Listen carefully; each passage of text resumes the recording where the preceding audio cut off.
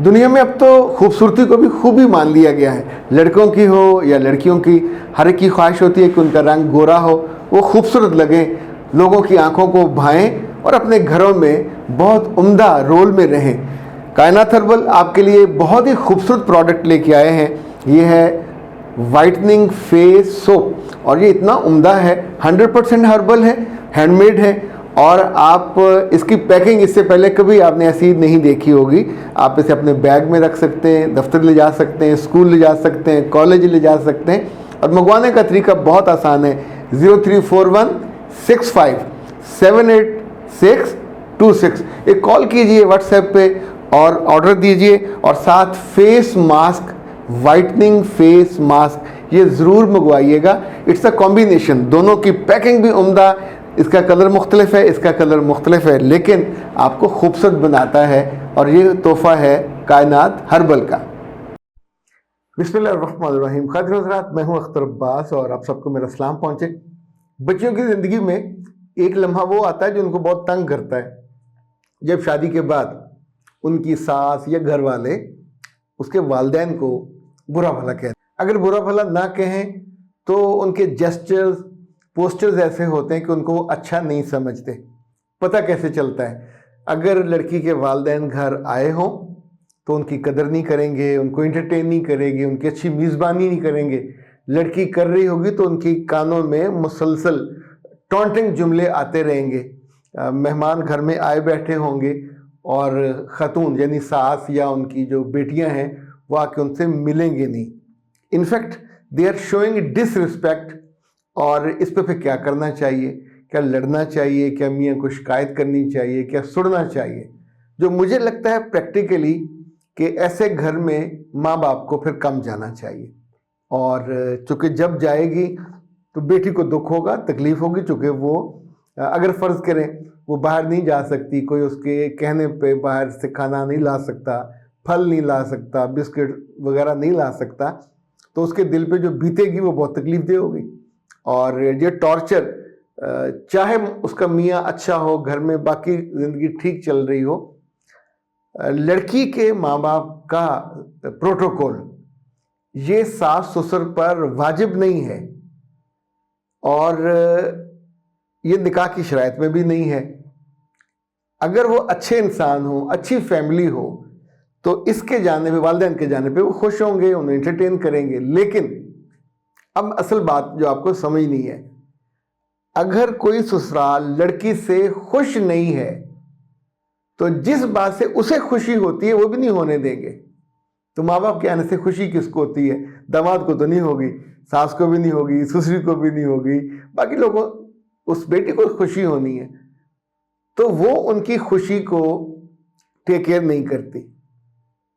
मुमकिन है लेथार्जिक हो, मुमकिन है लेज़ी हो, मुमकिन है काम पूरा ना करती हो, मुमकिन है लिहाज ना करती हो, कुछ भी उनके पास ना बैठती हो, कुछ भी वजह हो सकती है। अक्लमंदी और दानिशमंदी ये है कि बेटियां ऐसे मौके पे जब उनकी वजह से उनके पेरेंट्स डिसरिगार्ड, डिसरिस्पेक्ट या डिसग्रेस हो रहे हों, फौरन सोचना चाहिए कि मेरी किस बात पे, और जाके अपनी सास का हाथ पकड़े, पास बैठे और कि अम्मी जी तुसी मेरे तो नाराज़ हो। तो वो कहेगी नहीं, तो कहे नहीं तुसी मुझ तो नाराज़ हो, मुझे बताइए, मैं अपनी उस गलती को ठीक करूँगी, सुधारूँगी। तो वो पूछेगी कि तुम्हें कैसे पता चला मैं नाराज़ हूँ? तो कहिए मुंह से कि इस घर में जब भी मेहमान आते हैं आप आउट ऑफ द वे खाना पकाती हैं, बेहतरीन उनको चाय पिलाती हैं, यानी ये अब आप तारीफ कर रहे हैं। हर मेहमान, वो किसी छोटी बेटी का हो, भाई का हो, मियाँ का हो या ससुर का हो, तो इस घर की तो रवायत बहुत शानदार है। मेरे माँ बाप के आने पे ये रवायत टूट गई, तो मुझे तो सिर्फ अपना ही कसूर लगा कि आई वुड बी रिस्पॉन्सिबल, मेरी किसी बात से अब नाराज़ है, प्लीज़ मुझे बताइए ताकि ये दोबारा मुझे तकलीफ़ ना, मुझे अच्छा नहीं लगा, वालिदैन को भी ज़्यादा अच्छा नहीं लगा। उन्होंने अपनी बेटी को जिस हाल में देखा है, हालांकि आपने मुझे अच्छा रखा हुआ है, लेकिन जब उनका आदर नहीं किया, एहतराम नहीं किया, उनको प्रोटोकॉल नहीं दिया, तो वापस जाके वो दुखी तो होंगे। तो मैं नहीं चाहती कि मेरे माँ बाप कभी आइंदा दुखी हो मेरी वजह से। एक सिलसिला तो ये हो गया। दूसरा, अब ये हम शायद इसको ज़रा पीछे लेके जाते हैं। जिन खानदानों में शादी से पहले लड़की की माँ या लड़की के बाप की इज्जत उसके खानदान के लोग नहीं करते, फूफो नहीं करेगी, यानी ये भाभी और नंद वाला लड़ाई मुश्किल है। खाला अगर कोई तगड़ी है माली तौर पे और एक बहन कमज़ोर है, ताई जो देव, यानी जिन जिन के आपस में रिश्ते पुराने चल रहे थे और वो आपस में दिल उनके मिले हुए नहीं थे, तो वो जब लड़की लेते हैं तो बाय डिज़ाइन लेते हैं। ये ऐसा ही होता है जैसे आप बटन मरोड़े, कान मरोड़े तो तकलीफ होती है, तो उनके ज़हन में होता है कि हम अपने बेटे की शादी करेंगे, बहू आएगी तो उसको फिर अंगूठे के नीचे दबा के रखेंगे, साथ उसको तकलीफ होगी, साथ उसकी माँ को तकलीफ होगी। ये कम ज़र्फियाँ, कम अकली है, नादानी है, औरतें करती हैं और हमारे यहाँ तो बहुत कसरत से करती हैं। एक बात वो भूल जाती हैं कि जिस लड़की के साथ ये कर रही हैं उनके कुछ सालों के बाद ही जब उनकी सेहत कमज़ोर होनी है, उन पर बुढ़ापा आना है, तो उनकी बेटियां काम नहीं आएंगी, वो अपने घरों में होंगी। कोई और बेटी बेटा जो अलग हो चुके हैं वो भी काम नहीं आएंगे। इसी बच्ची ने उनकी खिदमत करनी है, इसी ने उनको खिलाना है, इसी ने उनको पहनाना है और इसी ने उनकी मेडिकेशन करनी है। तो ऐसे में फिर क्या अक्लमंदी होगी, उससे बना के रखें, उसे अपने हाथों में रखें या उसको नाराज़ कर दें। नाराज़ बहुएं बहुत कम ऐसी होती हैं कि जो सास ससुर के बुरे वक्त में भी अच्छी रहें या उनके मरने के बाद भी उनको दुआ दें। मैं तो बहुत दिल से, बड़ी मोहब्बत से और बड़ी सिंसेरिटी से आपको ये कहूँगा कि अपनी बच्चियों को, इन बहुओं को ना तकलीफ़ दिया करें, क्योंकि ये तकलीफ़ कन्वर्ट हो जानी आपकी तकलीफ़ में, आज नहीं होगी तो कल हो जाएगी और वो फिर ज़्यादा आपके लिए अजियत का बायस होगा। लेकिन ये साथ साथ ये बच्चियाँ अगर इस बात को समझें और बच्चियों के माँ बाप भी समझें, तो जहाँ अनवांटेड और आप अनडिज़ायर्ड हो, अनरिक्वायर्ड हो, वहाँ बंदा अपना विजिट्स कम कर देता है। और बच्ची से भी कहें कि अपनी सास के सामने और घर वालों के सामने आपको कॉल भी ना करें। कॉल आपको रात को कर लें, शाम को कर लें, जब घर में रश ना हो कमरे में कर लें, मियाँ के सामने भी ना करें। क्योंकि जिन चीज़ों से इरिटेशन होती है, टारगेट हमारा क्या है, बच्ची का घर बर्बाद करना या वसाना और उसको आबाद रखना, तो अपने टारगेट पे फोकस होना चाहिए। और दुआ अपनी बढ़ा दीजिए, अपनी मोहब्बत बढ़ा दीजिए, अपने तोहफ़ों की मिकदार बढ़ा दीजिए।